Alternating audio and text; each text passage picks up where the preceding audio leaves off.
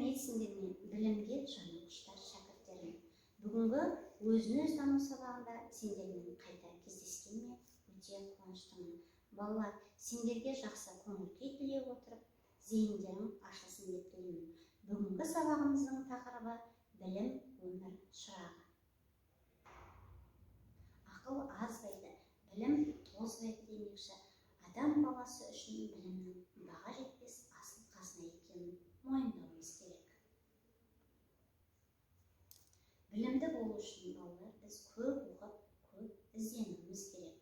Балалар, білімді ізгі істер жасауға, риясыз жақсылық жасауға жұмсаған кезде ғана біз ең бақытты адамға айналамыз.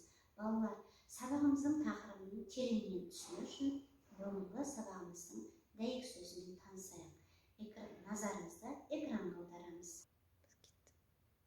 Білім басы бейнет, соңы зейнет. Балалар, дәйек сөзді қаншалықты түсінгенімізді білу үшін сұрақтарға жауап берейік.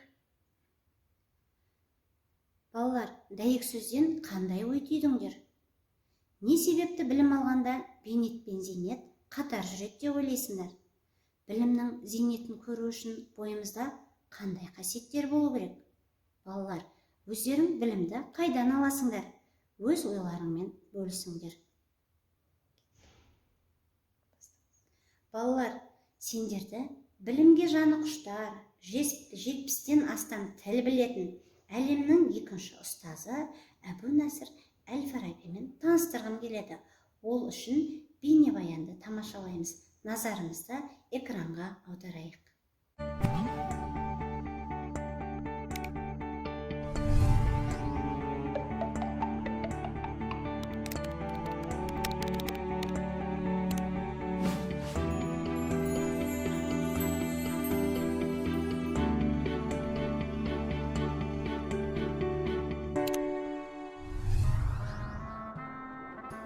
Неге барлығы әл-Фарабиді әлемнің екінші ұстазы деп атайды? Әл-Фараби бала кезінен өте зерек, білімге құмар болған. Сол құштарлығының арқасында ол 12-16 жас шамасында саяхатқа шығады. Сол замандағы әлемнің мәдени орталықтары Хорасанда, Дамаскіде, Алеппода, Мысырда болып, ғылым мен өнердің, мәдениеттің ордасы әйгілі Бағдат шаһарына келіп жетеді. Бұл қалада әл-Фарабиді ерекше қуантқаны оның әлемге әйгілі кітапханасы еді. Алғашқы кезде әл-Фараби өзін ақын, әнші, күйші ретінде жақсы танытады.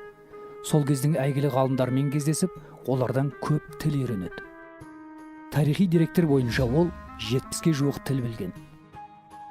Есейе келе әл-Фараби ежелгі грек ғалымдарының күрделі ғылыми зерттеулерін зерделей бастайды. Міне, осы кезде ол әлемнің бірінші ұстазы атанған Аристотель, Платон сынды ежелгі ойшылдардың шығармаларымен танысады. Орта ғасырларда Европа елдерінде үлкен рухани дағдарыс басталды. Ғылымның дамуы тоқтап, мәдениет құлдырап жатты. Осындай қиын кезеңде халық ежелгі ғұламалардың, соның ішінде Аристотельдің еңбектеріне қайта оралуды жөн көрді. Бірақ ол уақытта Аристотельдің кейбір құнды ойлары бұрмаланып, оны түсіну қиынға соғады. Осы тұста әл-Фараби Аристотельдің метафизика, категория, бірінші және екінші аналитика сияқты күрделі еңбектерін оқып қана қоймай, жаңсақ ойлардан тазартып, түсініктетіп аударады. Содан бастап, халық әл-Фарабидің еңбектеріне жүгіне бастайды. Көптеген ғалымдар шығыс мәдениетін, оның тарихы мен дәстүрін әл-Фараби шығармалар арқылы жақын таниды. Сол замандағы ғалымдардың пікірінше, оның еңбектері Европадағы қайта өрлеу дәуіріне, яғни Ренессансқа бастау болды. Осылайша дара тұлғамыз батыс пен шығысты байланыстырған алып көпірге айналды. Сондай-ақ әл-Фарабиді дүниеге танытқан тағы бір еңбегі «Музыканың үлкен кітабы» атты туындысы. Ғұлама бұл кітабында математикалық тәсілдерді пайдаланып, музыкалық дыбыстарды қағаз бетіне түсіріп, нота түсінігін алғаш дүниеге келген. Музыка теориясын ғана жазып қоймай, аспаптарды қолдан жасап, сол аспаптарда өзі шебер ойнай білген. Әл-Фараби зерттеген негізгі аспаптар сыбызғы, чанг, рубаб, қобыз, тамбур, канун, нагора, дойра және басқалар. Ғалымдардың шығуы, кемеңгерлік меруерті, ізгі қала тұрғындары, музыканың үлкен кітабы, ақылдың мәні туралы және тағы басқа көптеген философиялық зерттеулер жазған. Ғылыми деректерге сүйенсек, Әл-Фараби өзінің 80 жылдық ғұмырында философия, логика, этика, метафизика, тіл білімі, жаратылыстану, география, математика, медицина, музыка салаларында 150-ге жуық трактаттар жазып қалдырған. Әл-Фараби Аристотельден кейін әлемдік ғылымға екінші өмір сыйлаған үшін шығыс философтары оны екінші ұстаз деп атады.